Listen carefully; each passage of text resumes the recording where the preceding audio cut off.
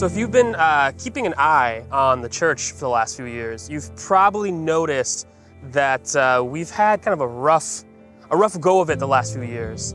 Young people are leaving the church in large amounts, more and more every single year. Some are calling it the mass exodus, some are calling it that we're living in a post-Christian society. And so a lot of people are leaving for really good reasons. They've been looking for this home, they've been looking for this place of comfort and community and refuge, and they found abuse and manipulation, that all these kind of structures that they have to fit into if they want to be accepted or if they want to belong. I had a friend who was just kind of getting into Christianity a little bit. He was reading his Bible, he was talking to some people, he was going to church every now and then, like kind of putting his toe in the water of how this all kind of is going to work out. And he was getting more and more interested, and he was feeling like there's this place of belonging. And then he had a chance to go get coffee with like the head pastor of this church. And they were out for coffee and they were having questions, and he was asking these questions and the pastor was answering them. And then he asked this one specific question, and as he told me like a little bit later, he told me he's like, the mood just changed and the pastor's demeanor just changed. And he looked at him very straight face, and was just like, we don't ask that kind of question here. And it really confused him, because he was like, how are there things in the Bible that we don't talk about? How does that work? And so in his earnestness to kind of understand, he kept trying to be like, well, why can't I talk about that? And the mood just got worse and worse. And eventually the pastor just ended the coffee date early and left. And so my friend continued to try to go to this church for the next few weeks, but he was just like, he told me the mood had just changed. The way people treated him just changed. And so he eventually just stopped going, and he said no one ever texted him or reached out being like, hey, is everything okay? We miss you. There was just this air of they had decided that he wasn't right for that church and he should leave. He wasn't welcome there anymore. I have this other friend who, when he was very, very little, he went to go stay with his grandparents. And his grandparents were Christians, they went to church. And so because he was staying with them, he was gonna have to go to church. So he was probably 8 or 9 at the time. And he went to church for the very first time, and he told me years later that he was just enthralled by it. It connected with him, it like struck a chord, and he became really, really interested in it. And so when after church, he got his parents to buy him a Bible, and he said that by the next time he had visited his grandparents, he had read through the entire Bible cover to cover, and he was just so intrigued, he was so excited. And so the next time he went to church with his grandparents, he was so excited to hear the pastor again, and then this other guy came on stage. And so he kind of whispered to his grandparents, he was like, where did the old pastor go? What happened? And his grandparents told him, well, he was actually arrested because he was stealing church funds, and he was using them to kind of help his affair with one of the members of the church. And they, had this big affair. And so he was fired and arrested, and we have this new guy now.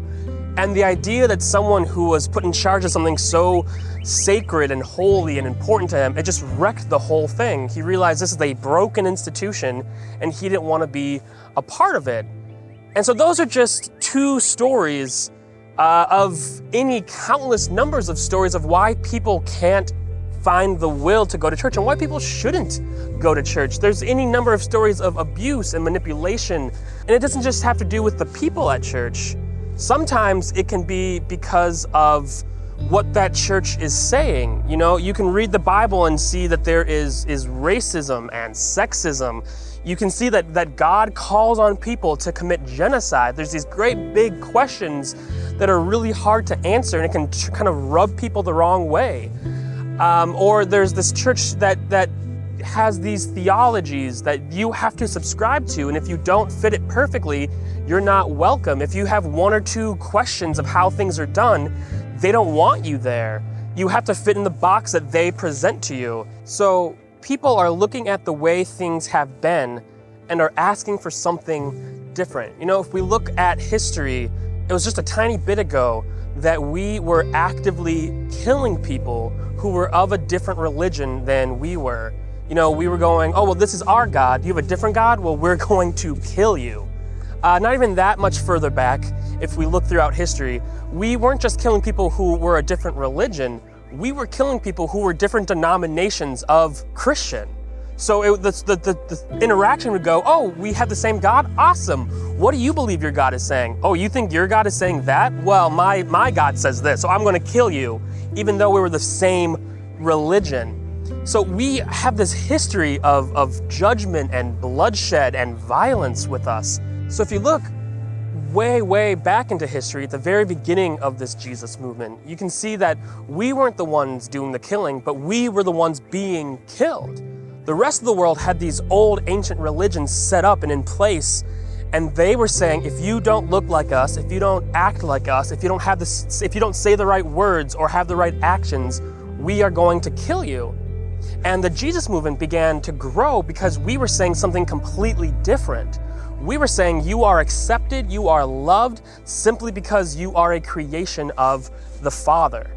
And so while the other religions didn't care if people fell through the cracks or were pushed to the fringes of society, were left to starve and beg and try to make it in the world, the people following Jesus were welcoming in strangers and abandoned children simply because they thought they had value simply for being alive. They created food shelves and they had money funds to give to anyone, not with the expectation of them becoming followers of Jesus, but just because they thought they had value by being human.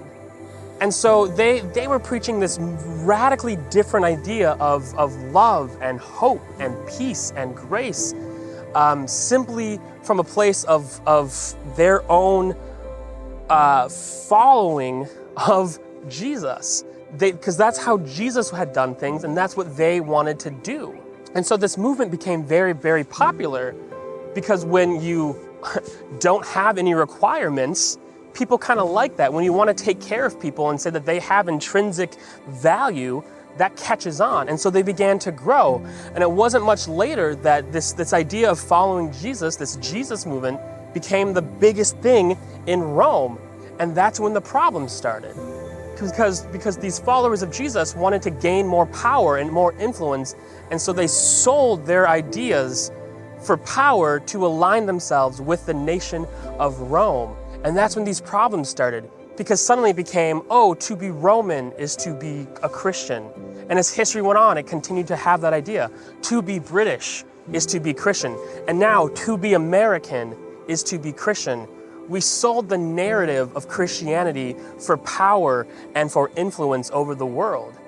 So we began to kind of shift our way of thinking and change the narrative in a way that put us at the center of our faith. So suddenly it wasn't Israel is Israel. Suddenly it was Rome is the new Jerusalem. And it was, oh, England is the new Jerusalem. The United States is the new Jerusalem. We sold our beliefs to fit in with the politics so that we could gain power and momentum in the government and in the nations. It's a great way to sell something. If you put your product kind of on the horizon and there's these steps that you have to go through to get to it, or you have to build up, quote unquote, Jesus points, or you have to be deserving of this thing, it makes that thing more desirable. The hottest club in town is the hardest one to get into. And so these churches and these pastors and these ministers started making their God and their churches and their ministries into this product that you want this product, but you have to be good enough to get it, and makes it more desirable. And so they sold out the idea of radical acceptance and love and peace and equality to make this inner circle that you will never be good enough to get into. And so they started making it, they were trying to bully people's way into heaven, to shame your way into being better. You're not good enough, but if you keep working and if you keep following us, if you keep doing whatever we tell you to do, maybe one day you'll be good enough to have this thing, to be a Christian, to be in our church, to get into heaven. It was this bullying system, and it was no longer attached to grace or hope or acceptance or love. And so we find now, all these years later, that we're living in this post-Christian society, and I think that it's actually a blessing in disguise, because no longer can we just expect people to show up to our churches. No longer can we just expect people to do whatever we say and listen to us. We now have to earn the right of having people come to our church services. You know, if you don't come to church on a Sunday, no one's going to give you a stink eye on the street. You're not going to be ostracized around town. You know, if you sleep in on a Sunday, no one's going to bat an eye. There's no more shame involved. There's no more judgment. And so if to actually get people into a church on Sunday means that we have to be deserving of your time. I mean, think about how much little free time you have. You give up an entire morning on your 2 days off a week to come to church. That church service has better be really good.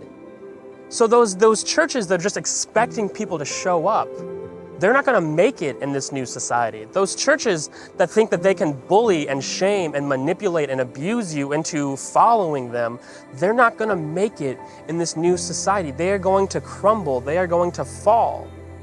The only way that we make it as followers of Jesus in this post-Christian society is by actually following Jesus and the things he said and the way he taught. And now I can feel like the angry comments kind of building up in you, and I don't want to get any like hate mail. So I should say right now that first and foremost, I am a pastor. I am a follower of Jesus, and there is nothing I love more than worshiping Jesus at church on Sundays. It's my jam. I'm a huge nerd for Jesus.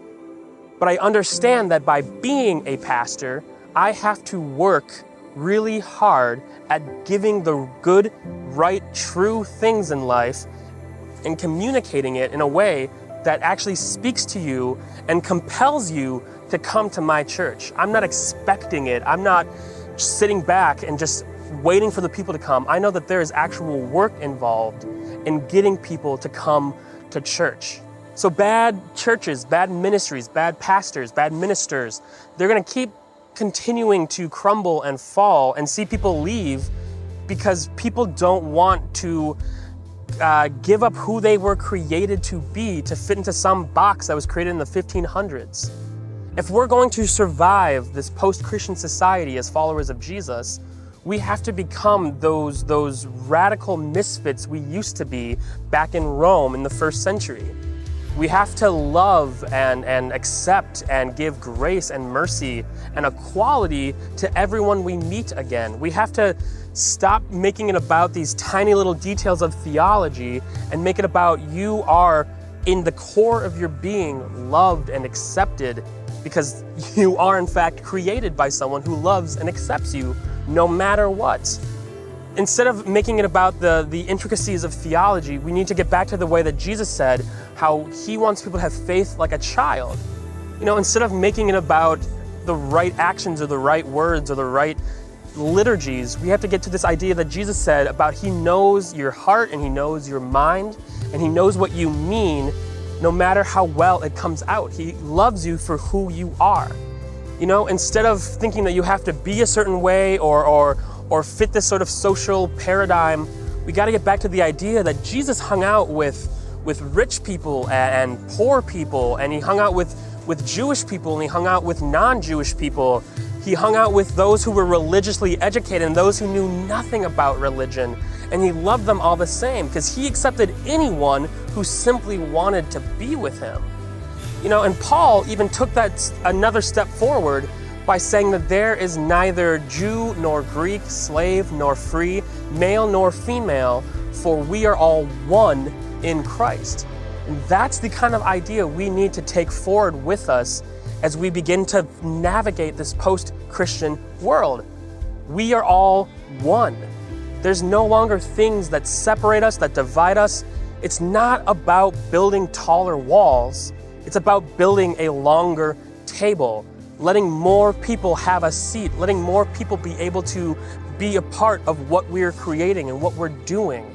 That is how we build churches. That is how we build community. That is how we build life and love. That is how we continue to carry on the work of Jesus as we step forward into this new world by actually following Jesus into this new world. And so with everything I say, grace and peace and we'll see you next time. Cheers.